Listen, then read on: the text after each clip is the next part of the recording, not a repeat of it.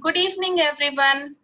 Today we are going to read the story The Time Traveling River, also from storyweaver.org.in. The author of today's story is Parinita Shetty and the illustrator is Sunaina Coelho.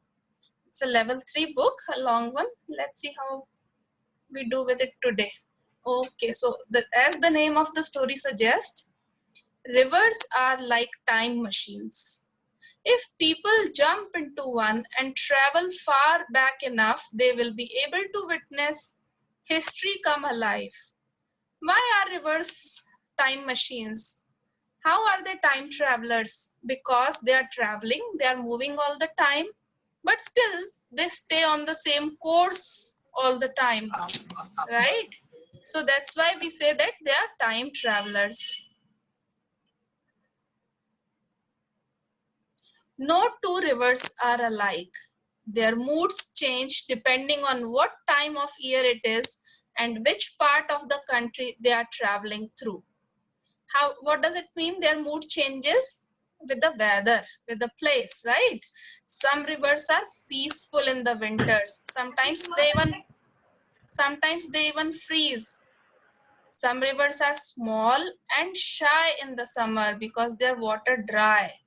Some rivers roar angrily in the monsoons if they get too much water coming in, right? So it depends, it keeps changing. A river may be brown or gray or black or blue or green or several other shades. They change their color based on what's inside them or what's around them. There is a famous river I once read is all red or orange because of the kind of plants growing in it, some kind of fungus growing in it. Sometimes they are the color of the rocks at the bottom of the river. Sometimes they match the color of the sky. Rivers also change their course.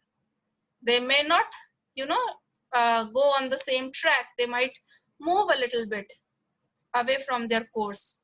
If a river is in one spot in the past, it may be somewhere else in the future because of many things that can happen. Many rivers, like the Ganga, are thousands of years old. They have seen humankind grow up.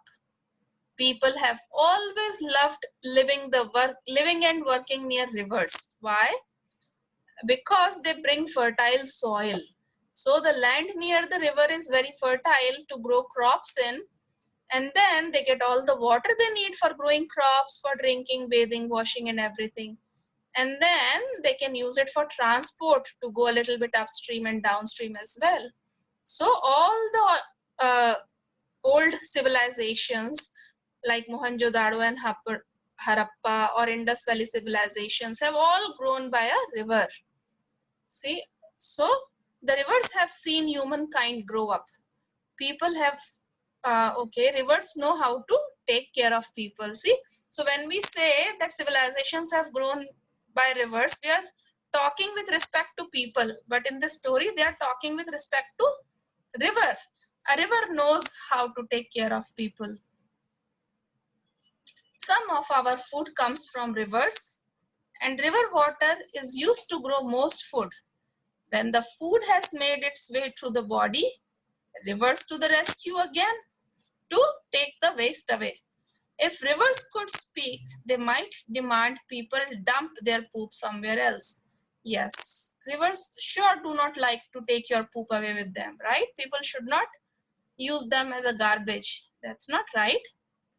Humans are not the only creatures rivers look after. Many birds and plants, animals and fishes, insects and flowers rely on rivers. Rivers even support musical talent. Insects sing strange and wonderful songs underwater, which sound like they are from another world. We have seen a lot of that in the movie Finding Nemo, haven't we, all of us? India gets its name from a river, River Indus, right? Indus Valley Civilization. Apart from naming the country, the Indus was home to one of the oldest civilizations in the world. The river helped the ancient people build cities. They used the river to travel to lands both near and far, carrying everything they wanted to buy and sell. The Indus Valley citizens lived beside the river quite happily until suddenly they did not. More than 3,000 years ago, the civilization vanished. Some people think they got a bit too greedy, that by overusing the forest and water, they made the river flood. Floods are scary, but sometimes they are useful. When flood waters return to the river, they leave behind rich soil on the banks, perfect for growing crops. So the soil that the water brings, rivers take away the rich soil and then they deposit it someplace else. So they bring rich soil with them too. But floods can also destroy lives and buildings. Furious rivers, furious means angry, frighten people, scare people. Ancient humans thought songs, prayers, and gifts could calm the river down. It was not usually the best plan. We know that, right? We can try to please our gods, but that doesn't work so well usually. Travel on the river time machine back to the present. So we went to the past on our time machine with the rivers, and now let's come to present. Some things from the past will seem familiar. Rivers continue to be used for food and transport. People have also built canals to connect rivers, carry water to those who don't live near rivers, and to make it easy to travel on them. People construct dams. What do dams do? They stop the flow of the water, and then we can collect the water just before the dam and then leave as much water as we need or like, not all of a sudden too much water. And then when the water falls down from the dam, the flow of water can turn the turbines and create electricity as well. So people construct dams to control the flow of rivers, store water, and create electricity from the river's energy. But all this human meddling is messing up the rivers. Dams and canals make it harder for the rivers to take care of all their creatures. So the animals who were using it naturally earlier cannot do that now. Can you see? Now there is this little stream of water coming down from the dam, and all of these animals and trees which were using it earlier do not have that free access to it anymore. And then on the upside, on the other side of the dam, there is so much water that can create other kind of problems. So there is always a good and a bad side to pretty much everything. Many people don't understand how rivers work, how rivers live, and how rivers die. See, when we talk of our sacred rivers, we talk of them as living things, right? And in this story, the author is also talking about rivers as a living person, which is true. In some areas, rivers have become as dry as deserts. As I just mentioned in the beginning, the river Saraswati in Rajasthan has completely dried up and left behind a desert. In other places, rivers are treated like rubbish bins, sewage pipes, and plastic dumps.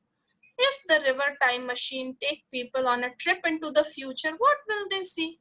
So if we keep dumping all our waste like this into our rivers, sometime in future they have to fill up completely. They will become garbage loaded water. That's it. A scene of empty rivers which live only in old stories. We will find states and countries at war over the few rivers which do exist, because drinking water is a must for everybody. Please mute yourself, beta. They will wander into a barren wasteland. Barren means in which nothing grows because there is not enough fresh water to grow anything. or they will see a world in which humans have learned to live with nature and with each other. So we are at a turning point in the life of Earth right now, you know. There is a threshold. So we can keep doing, you know, silly things and the Earth will keep tolerating. But then there comes a point where it cannot tolerate anymore. And then we will have a sudden decline. We will go for worst. Or else we try to change things for better. So the author is saying that we go to future. There are two options right now. One is that we make our rivers garbage loaded and get barren wastelands, or we find a world where fresh water is stored, wastewater is recycled, and both the fresh water and wastewater, recycled wastewater, are used responsibly. We take care of our things. We don't waste anything unnecessary. Maybe we will find clean rivers and people who will protect those rivers. The second future is not impossible. We can still, you know, go back to a cleaner future. Our skills and technology have brought dead rivers back to life before. Rivers have taken care of us for thousands of years. Now some humans are trying to take care of our rivers. We should help and support them. Some courts have decided that rivers have the same legal rights humans do. If someone damages a river, it will be like harming other person. Imagine the long list of complaints a river will have against people. He is guilty, she is guilty, they are guilty. Right? We all are guilty to our rivers. Children are taking to streets to demand a better future. In 2015, 11-year-old Stella Balls campaigned her local government to fix the polluted river, and they did. Adults are beginning to listen, and the latest name everybody has heard of is Greta Thunberg or something, right? Everybody have heard her name. She is 15-16-year-old and has been fighting for a better environment. All across the globe, children are telling adults that they need to do a better job of looking after the world they are leaving behind. It's the only one we have after all. If we, you know, make our earth a garbage place, where are we going to live? This is the only place we have to live. So we have to save our earth. Amazon is a place, it's a big forest on fire in Brazil, in South America.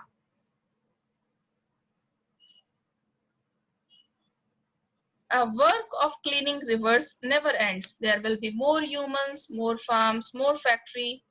Luckily, there is enough water for everyone. We just need to look after it, and we need to look after each other. Thank you. We can take the questions now.